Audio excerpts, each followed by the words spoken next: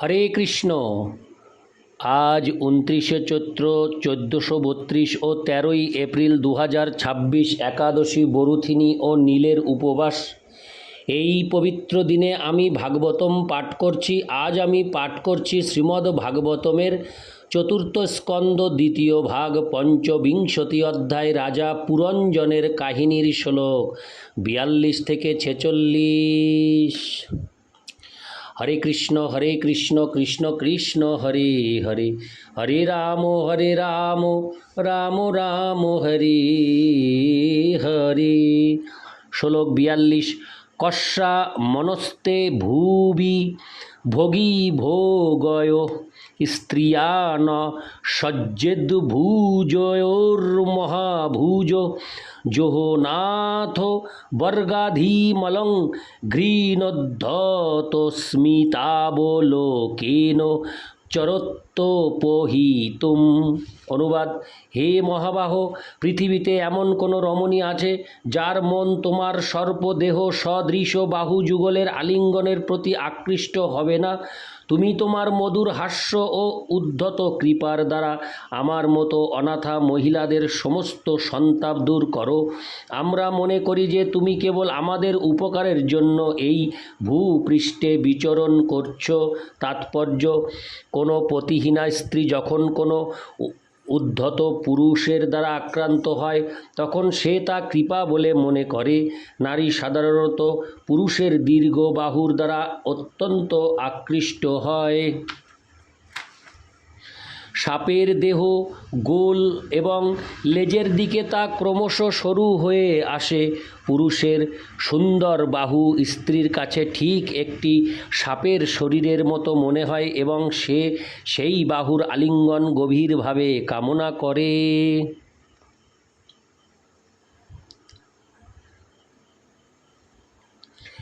এই শ্লোকে অনাথ বর্গা শব্দটি অত্যন্ত তাৎপর্যপূর্ণ। নাথ মানে হচ্ছে পতি এবং শব্দটির অর্থ হচ্ছে বিহীন। পতিবিহীন যুবতী নারীকে অনাথ বলা হয়, অর্থাৎ যে সংরক্ষিত নয়।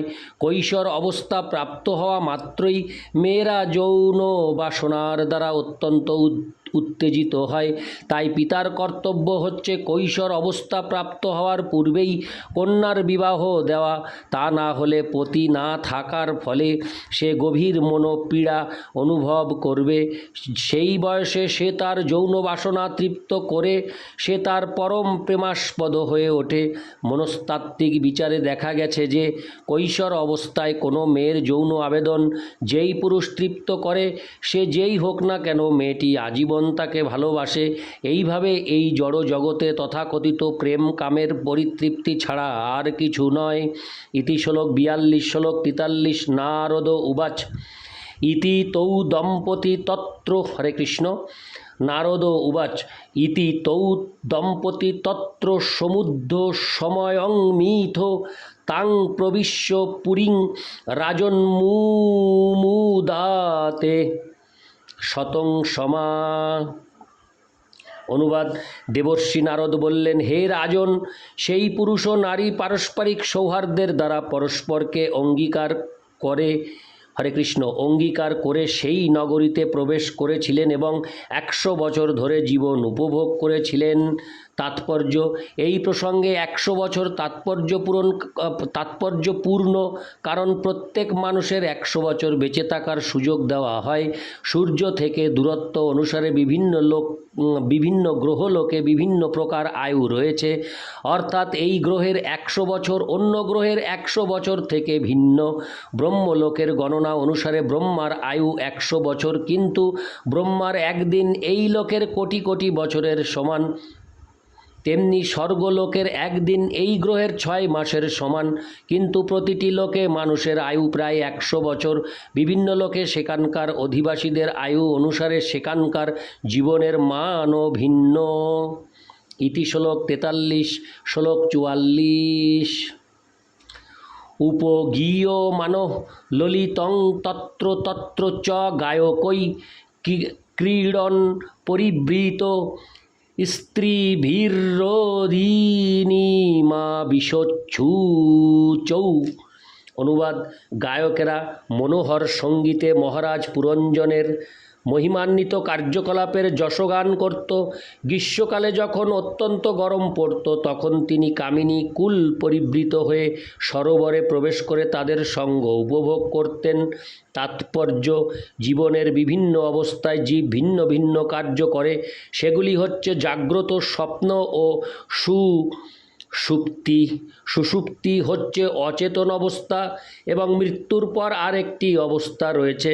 পূর্ববর্তী শ্লোকে জাগ্রত অবস্থার কথা বর্ণনা করা হয়েছে, অর্থাৎ স্ত্রী ও পুরুষ বিবাহ করে 100 বছর জীবন উপভোগ করে। এই শ্লোকে স্বপ্নাবস্থার কথা বর্ণনা করা হয়েছে, কারণ পুরঞ্জন দিনের বেলায় যে কার্য করে রাত্রে স্বপ্নাবস্থায়ও তা প্রতিফলিত হয়। পুরঞ্জন ইন্দ্রিয় সুখ ভোগের জন্য তার পত্নীর সঙ্গে বাস করত এবং রাত্রে বিভিন্নভাবে সেই ইন্দ্রিয় সুখের স্বপ্ন দেখত। মানুষ যখন অত্যন্ত পরিশ্রান্ত হয়ে পড়ে তখন সে গভীর নিদ্রায় নিদ্রিত হয় এবং কোনো ধনী ব্যক্তি যখন অত্যন্ত পরিশ্রান্ত হয় তখন সে রমণীকুল পরিবৃত্ত হয়ে তার বাগান বাড়িতে গিয়ে জলক্রীড়া করে তাদের সঙ্গ সুখ উপভোগ করে। এই সংসারে জীবের প্রবৃত্তি এই রকম। ব্রহ্মচর্য আশ্রমের শিক্ষালাভ না করলে জীব কখনো স্ত্রী সঙ্গ করে তৃপ্ত হতে পারে না। সাধারণত মানুষ বহু স্ত্রীলোককে উপভোগ করতে চায় এবং জীবনের অন্তিম সময়েও যৌন আবেদন এতই প্রবল থাকে যে অত্যন্ত বৃদ্ধ হওয়া সত্ত্বেও মানুষ যুবতীদের সঙ্গ সুখ উপভোগ করতে চায়। এইভাবে তীব্র যৌন বাসনার ফলে জীব এই জড় জগতের বন্ধনে অত্যন্ত প্রবলভাবে আবদ্ধ হয়ে পড়ে। ইতি শ্লোক 44। শ্লোক 45। সপ্তপরিকৃতাদারো, হরে কৃষ্ণ, সপ্তপরিকৃতাদারো পুরস্তশেস্তু দে অধো পৃথগ্নিশয়োগত্যর্থং তস্যাং য কশ্চনেশ্বর। অনুবাদ, সেই নগরীর 9টি দ্বারের মধ্যে 7টি দ্বার উপরিভাগে এবং 2টি দ্বার অধোভাগে রয়েছে। এই দ্বারগুলি ভিন্ন ভিন্ন স্থানে যাওয়ার জন্য নির্মিত হয়েছে এবং সেই দ্বারগুলি ব্যবহার করেন সেই নগরীর অধীশ্বর। তাৎপর্য, উপরিভাগে অবস্থিত 7টি দ্বার হচ্ছে 2টি চক্ষু, 2টি নাসারন্ধ্র, 2টি কর্ণ ও 1টি মুখ। অধোভাগের 2টি দ্বার হচ্ছে পায়ু ও উপস্থ।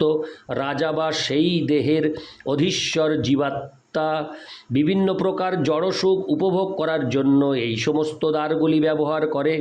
ভারতবর্ষের প্রাচীন নগরগুলিতে বিভিন্ন স্থানের জন্য বিভিন্ন দ্বারের প্রথা এখনও প্রচলিত রয়েছে। পূর্বে রাজধানীর চারপার্শ্বে দেওয়াল ঘিরে, হরে কৃষ্ণ, দেওয়াল দিয়ে ঘেরা থাকত এবং বিভিন্ন নগরীতে অথবা বিভিন্ন দিকে যেতে হলে ভিন্ন দ্বারের মধ্য দিয়ে যেতে হতো।